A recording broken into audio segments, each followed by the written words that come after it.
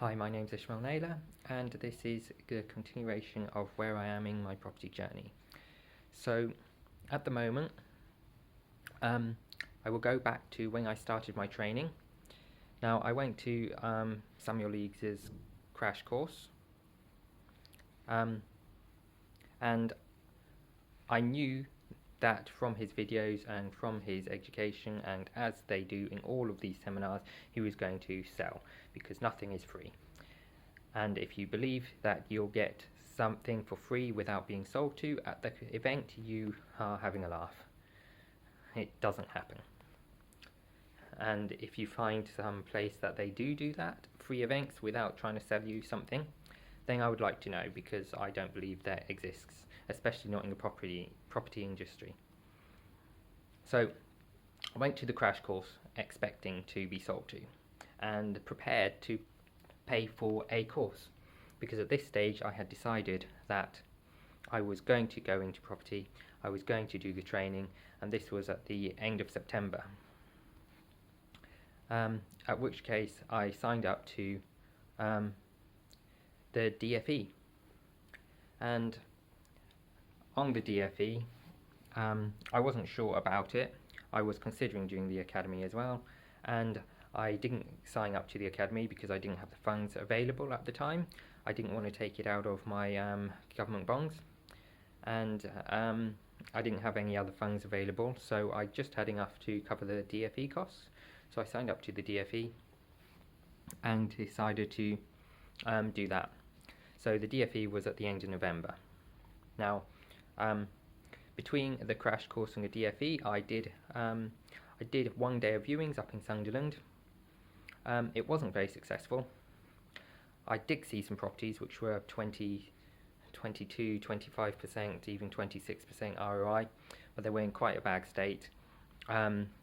And because of their price and their rental income, by the time you refurb them, you wouldn't be able to pull any money out, and they would be pretty much market value, maybe £2,000-3,000 less, so you wouldn't be able to refinance. And once you've done the refurb, the ROI would drop.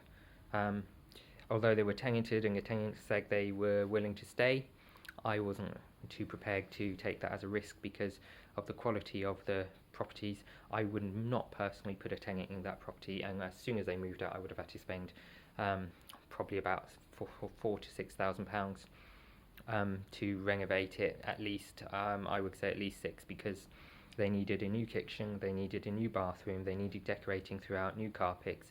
There were some of the properties which needed painting, plastering as well. So because of this, I decided that these properties were no good. I looked at the area and the streaks, and all the streaks, they were quite bad condition, which put me off a bit. I now know that the street condition isn't too big of an issue, but it put me off because a lot of the streaks or the neighbouring streaks had smashed windows, some of them boarded up, some of them not. The neighbourhood seemed quite bad, so I decided that it wasn't the best idea to invest in that particular area at that time, because obviously of the ROI being a bit lower, probably coming out around about 16 to 18%, and coming down to about 5% if the mortgage defaulted to 5.5%. Obviously that's including voids and maintenance allowance. More on that in another video, explaining more about the ROI calculations and such, but at the moment I'm just going through my journey.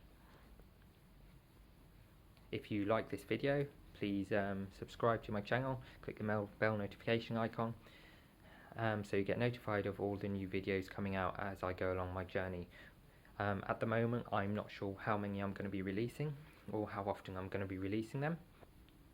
I will aim to do a weekly update, but we will see how things go.